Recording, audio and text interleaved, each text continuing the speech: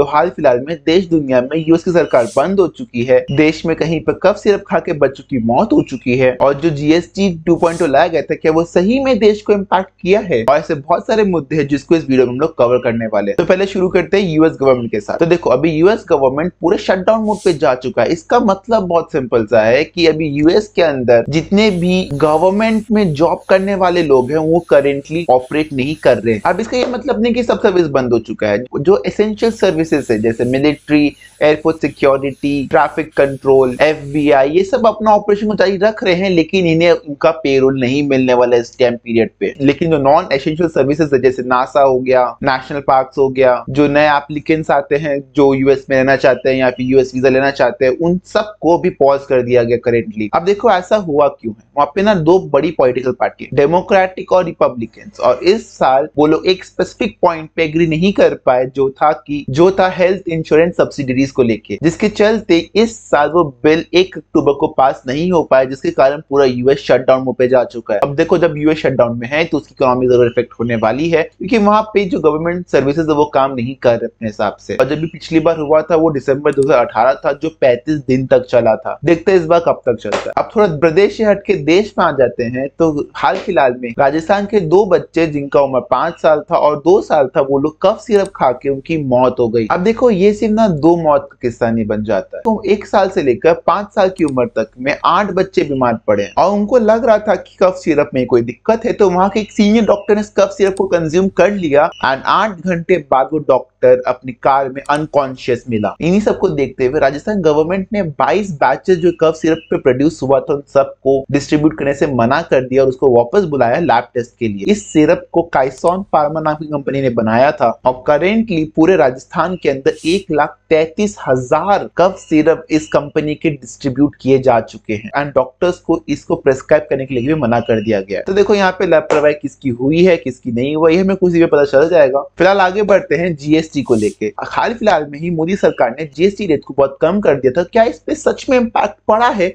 या फिर ये सिर्फ एक पॉलिटिकल गिमिक था? वेल जीएसटी 2.0 22 सितंबर से लगा था एंड जो बेसिकली बहुत सारे एसेंशियल प्रोडक्ट जैसे दवाई, दूध, इलेक्ट्रॉनिक्स पे लगाया गया था एंड उसका एक सिग्निफिकेंट इम्पैक्ट देखने को मिला है। डोमेस्टिक ट्रांजैक्शन में जीएसटी कलेक्शन 6.8% से बढ़े हैं, वहीं पर इंपोर्ट से कलेक्ट किया गया टैक्स में 15.6% का राइज देखने को मिला है। अगर ईयर ऑन ईयर की बात की जाए तो पिछले साल सितंबर और इस साल सितंबर में जीएसटी के कलेक्शन में 40% तक का राइज देखने को मिला है और पहले ऐसा अनुमान लगाया जा रहा था कि जीएसटी कलेक्शन में स्लोडाउन आने वाला है, लेकिन फिलहाल ऐसा होते हुए दिख नहीं रहा है। लेकिन एक्सपर्ट का ये भी मानना है कि जो स्लोडाउन पहले हो रहा था वो 22 सितंबर के बाद बदल गया, क्योंकि जीएसटी वहां से कम हो गया तो लोगों ने अपना स्पेंडिंग पावर और बढ़ा दिया एंड वैसे भी फेस्टिव सीजन चल रहा था हाल फिलहाल में, तो अर्ली असम्पशन देना बहुत मुश्किल है फिलहाल। तो इसमें क्या एक्चुअल इम्पैक्ट मिलेगा वो हमें 2-3 महीने बाद पता चलेगा। तो थोड़ा आगे बढ़ते हैं। एनवीडिया के सीईओ का एक स्टेटमेंट बहुत वायरल जा रहा है। एनवीडिया के सीईओ ने एक ऐसा स्टेटमेंट दिया है जो बहुत वायरल जा रहा है। उन्होंने कहा है कि भविष्य में कुछ जॉब्स का डिमांड बढ़ने वाला है, जिसको स्टेट किया गया है as electrician, plumber and carpenter, जो कि एआई डेटा सेंटर्स के लिए रिक्वायरमेंट है। रियल लाइफ की बात नहीं कहा जाए, हाँ भविष्य में रियल लाइफ में जरूरत पड़ेगा, लेकिन करेंटली जो डेटा सेंटर्स डेवलपमेंट की बात की गई यहाँ पे। और उन्होंने ये भी कहा कि जो स्किल्ड वर्कर्स होंगे स्पेसिफिक फील्ड में उनका सैलरी पर आनम $1 लाख तक भी जा सकता है और इस फील्ड के लिए कोई कॉलेज डिग्री की दरकार नहीं है। अरे भाई मजदूर हो तुम, जरूरत नहीं पड़ेगी डिग्री की। और इन सब में दिक्कत भी ये है कि ये लोग यूएस पीपल को ज्यादा फेवर कर रहे हैं एंड करेंटली यूएस में इतने ज्यादा स्किल्ड लेबर्स नहीं है जो कारपेंटिंग, प्लम्बर और फर्नीचर में। तो क्या तुम लोग अपने इंजीनियरिंग डिग्री को छोड़ के इन सब प्रोफेशन में घुसने का कोशिश करोगे? मुझे जरूर बताना कमेंट्स में। तब तक आगे बढ़ते हैं लद्दाख के मामले में। करेंटली लद्दाख में प्रोटेस्ट चल रहा है, तुम लोग के बात पता होगा ही। तो देखो वहां पे ना कुछ दिन पहले पीसफुल प्रोटेस्ट चल रहे थे, लेकिन इंडिया है पीसफुल प्रोटेस्ट बन गया वायलेंट प्रोटेस्ट, जिसमें 80 लोग इंज्योर हो चुके हैं। वहां पे सोनम वांगचुक जो इस प्रोटेस्ट को लीड कर रहे थे वहां पे वो हंगर स्ट्राइक कर रहे थे एंड जिसको बाद में पुलिस ने अरेस्ट कर लिया और पुलिस ने एलिगेशन लगाया कि उन्होंने ही वायलेंट प्रोटेस्ट को भड़काया है और उन्होंने इस एलिगेशन पे डिनाई किया है। अब देखो प्रोटेस्ट चल क्यों रहा है, तुम्हें एकदम मैं ब्रीफ में समझा दे रहा हूँ। तो देखो बीजेपी की सरकार ने 2019 में आर्टिकल 370 हटाकर जम्मू कश्मीर और लद्दाख को अलग कर लिया था और लद्दाख को एक अलग स्टेट की तरह देखे जाना था, जिसे अलग एक कॉन्स्टिट्यूएंसी रहेगा, अलग पावर्स दिया जाएगा, लेकिन इन 6 सालों में अभी तक ये सब चीज हुआ नहीं है। उन्हें उन लोग को बस वहां पे 6 शेड्यूल का इंक्लूजन चाहिए जो basically tribal lands and cultures को प्रोटेक्ट करता है, एंड उन्हें वहां पे जॉब कोटास भी चाहिए जो सरकार ने अभी तक उन लोग को नहीं दिया है। अब इनके चलते हुआ क्या है कि वहां पे जितने भी नॉन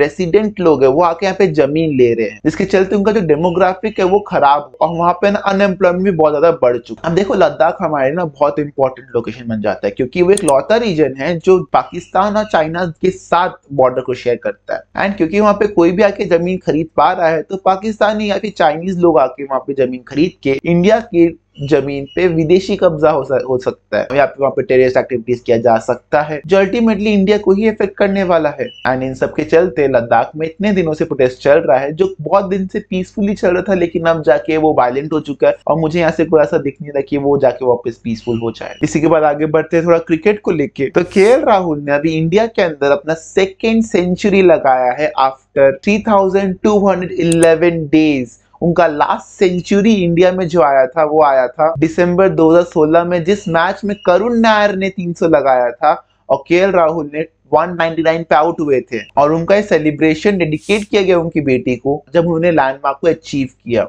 अब पता है ये सेंचुरी इतना यूनिक क्यों बन जाता है, क्योंकि केएल राहुल 26 इनिंग्स के बाद इंडिया में अपना दूसरा सेंचुरी लगाते हैं, जो करेंटली 4th लॉन्गेस्ट गैप है between 2 centuries in the home country. इस लिस्ट में कपिल देव, अजिंक्य रहाणे जैसे प्लेयर्स भी आते हैं। टेस्ट मैच की अगर बात हो चुकी है तो बात करते हैं इंडिया वर्सेस वेस्ट इंडीज के लो अटेंडेंस के बारे में। अगर आप लोग ने इंडिया वेस्ट इंडीज का मैच देखा होगा तो वहां पे आपने क्राउड ना बराबर देखा होगा, मुश्किल से 2 दिन मिला के 1000-5000 लोग आके मैच देख रहे हैं। और यहाँ पर ही बहुत ज्यादा बीसीसीआई को क्रिटिसाइज किया जा रहा है कि इंडिया वर्सेस वेस्ट इंडीज जैसे लो रैंक्ड मैचेस को अहमदाबाद जैसा बड़ा स्टेडियम दिया गया जहाँ पे 1,32,000 का सीटिंग कैपेसिटी है। अन्य बात सच है कि अगर स्टेडियम एम्प्टी रहेगा तो मैच बहुत डल लगता है, एक्साइटमेंट खत्म हो जाता है मैच के अंदर से। और इस सब सिचुएशन को देख के विराट कोहली का स्टेटमेंट याद आता जब उन्होंने कहा था कि हम लोग को डेडिकेटेड वेन्यूज होना चाहिए फॉर टेस्ट मैचेस, और उन्होंने सजेस्ट भी किया था स्टेडियम्स जो मुंबई, चेन्नई, कोलकाता, बेंगलुरु में है, क्योंकि वो सब स्टेडियम्स परफेक्ट रहते हैं किसी भी टेस्ट मैचेस के लिए। एंड कुछ लोग स्पेकुलेट कर रहे हैं क्योंकि विराट, रोहित एंड रविचंद्र अश्विन जैसे बड़े खिलाड़ी पहली बार इंडिया के होम मैचेस में प्रेजेंट नहीं है, तो शायद लोगों का इंटरेस्ट ऐसे भी कम हो चुका है इस मैच को देखने के लिए। आपको क्या मानना है कमेंट करके जरूर बताना। आगे बढ़ते हैं, नेपाल से इंस्पायर्ड हुए जेन-ज़ी प्रोटेस्ट इन मेडागास्कर। फिलहाल मेडागास्कर के अंदर भी जेन-ज़ीज प्रोटेस्ट कर रहे हैं अगेंस्ट द गवर्नमेंट और उनका रेजिग्नेशन मांग रहे हैं। तो सब शुरू हुआ जब वहां पे 2 पॉलिटिशियंस ने एकदम पीसफुली प्रोटेस्ट करने का फैसला किया था ओवर गवर्नमेंट पॉलिसीज, लेकिन उन लोग को अरेस्ट कर लिया गया था, और जिसके चलते वहां की जेन-ज़ी, जिसे वहां पे जेन-ज़ी माडा भी बुलाते हैं, वो लोग इस चीज को लेके भड़क गए और वहां पे सड़कों पे उतर आए और सोशल मीडिया प्लेटफॉर्म जैसे फेसबुक, टिकटॉक को यूज करके इस प्रोटेस्ट को अंजाम दिया जा रहा है। और यहाँ पे प्रोटेस्टर्स मांग कर रहे हैं वहां के प्रेसिडेंट का रेजिग्नेशन, क्योंकि वहां पे करप्शन और अनएम्प्लॉयमेंट कुछ ज्यादा ही बढ़ चुका है और सरकार उसको लेके कोई एक्शन नहीं ले रही है। और साथ ही साथ वहां का living condition day by day बिगड़ता ही जा रहा है। और इसको देखते हुए वहां की सरकार ने अपनी पूरी कैबिनेट को फायर कर दिया, ये सोच के कि वहां के लोग शांत हो जाएंगे, लेकिन खुद प्रेसिडेंट ने रेजिग्नेशन नहीं दिया। और इसी प्रोटेस्ट में वहां के यूथ जुड़ गए, वहां के लेबर यूनियन जुड़ गए, वहां का ऑपोजिशन जुड़ गया, और साथ ही साथ अब मेरे को लग रहा है कि एक और देश बनने जा रहा है जो यूथ के चलते या फिर खराब पॉलिटिकल टेंशन के चलते बर्बाद होने वाला है। देखते हैं आगे क्या होता है। फिलहाल आगे बढ़ते हैं, अफगानिस्तान का विजिट जो होने वाला है इंडिया के अंदर। तो अफगानिस्तान के foreign minister Amir Khan Muttaqi India visit कर सकते हैं 9 अक्टूबर को, और ये पहला मिनिस्टर लेवल विजिट होने वाला है तालिबान की तरफ से 2021 के बाद, जब से तालिबान कब्जा किया है अफगानिस्तान के ऊपर। अब ये वाला विजिट ना बहुत सिग्निफिकेंट बन जाता है क्योंकि इंडिया ने अभी तक तालिबान को रिकॉग्नाइज नहीं किया है, क्योंकि इंडिया का मानना है कि वहां पे ह्यूमन राइट्स तालिबान नहीं दे रहा है जो वहां पे लोगों को मिलना चाहिए, ना ही वहां पे ढंग से एज दिया जा रहा है लोगों को। अब इस मीटिंग में क्या क्या हो सकता है, इस मीटिंग में ये हो सकता है कि भाई इंडिया तालिबान को अपने साइड में करे या फिर डिमांड करे कि वो पाकिस्तान और चाइना के अगेंस्ट रहे या उनका साथ ना दे और जो एंटी इंडिया टेरर ग्रुप्स है उनको इंडिया से थोड़ा दूर रखे या फिर उनके अगेंस्ट बोले। थोड़ा इंडिया का डायरेक्टली तालिबान से मिलने एक स्ट्रॉन्ग स्टेटमेंट दिखाता है पाकिस्तान के अगेंस्ट सालों से अपना एक लॉन्ग स्टैंडिंग इन्फ्लुएंस रखे हैं काबुल के ऊपर। और रिपोर्ट की माने तो तालिबान इंडिया से और रिश्ता गहरा करना चाह रहा है ताकि वो पाकिस्तान पे कम डिपेंडेंट रहे। अब देखो इंडिया को ज्यादा बेनिफिट मिलने वाला है नहीं, तो बेसिकली इंडिया जहां तक ही मोस्टली फोकस रखेगा वहां पे ह्यूमन राइट्स के ऊपर और वुमेन राइट्स के ऊपर, क्योंकि वहां पे वो दोनों चीज है ही नहीं। और इंडिया को एक ना बहुत नॉर्मलाइज वे में जाना पड़ेगा। इंडिया प्रोएक्टिव वे में जा नहीं सकता इसके अगेंस्ट, क्योंकि वो बात को और बिगाड़ सकता है। तो आप बढ़ते हैं आज आखिरी पॉइंटर के ऊपर, जहां पर इलॉन मस्क नेटफ्लिक्स के अगेंस्ट जा चुके हैं, उनके अगेंस्ट बोल रहे हैं। हाल फिलहाल में आपने देखा होगा कि लोग पे नेटफ्लिक्स का सब्सक्रिप्शन को कैंसिल कर रहे हैं, एंड ये हुआ जब इलॉन मस्क ने खुद किया, अपने एक्स हैंडल पे शेयर कर दिया। अब ऐसा हो क्यों रहा है? क्योंकि वहां पे एक एनिमेटेड चिल्ड्रन शो है जिसका नाम डेड एंड है, जिसको 2023 में ऑलरेडी 2 सीजन कैंसिल किया जा चुका है। उसके बावजूद को इस बार नेटफ्लिक्स पे पब्लिश कर दिया और उसके अंदर ट्रांसजेंडर वोक एजेंडा को ग्लोरीफाई किया जा रहा है। एंड ये सब शो को छोटे छोटे बच्चे देखते जो 5-6 साल के होते हैं। एंड इसको देखते हुए एलन मस्क ने पोस्ट कर दिया cancel Netflix for the health of your children. और इसके बाद उसके फॉलोअर्स ने भी ये सेम चीज करना शुरू कर दिया। वो लोग नेटफ्लिक्स का सब्सक्रिप्शन को कैंसिल करते जा रहे हैं। और ये सिचुएशन तब इंटेंसिफाई हो जाता है जब उस शो के क्रिएटर ने चार्ली क्रिक के डेथ को मॉक किया था और उससे नाजी बुला दिया था। मस्क ने इन सारे क्लेम्स को दुनिया के सामने रख दिया, आग में तेल को डाल दिया और नेटफ्लिक्स का लंका लगा दिया। फिलहाल अभी तक नेटफ्लिक्स की तरफ से इसके ऊपर कोई ऑफिशियल रिप्लाई नहीं आया। तो आज की वीडियो के लिए इतना ही। अगर वीडियो पसंद है तो लाइक करना, सब्सक्राइब करना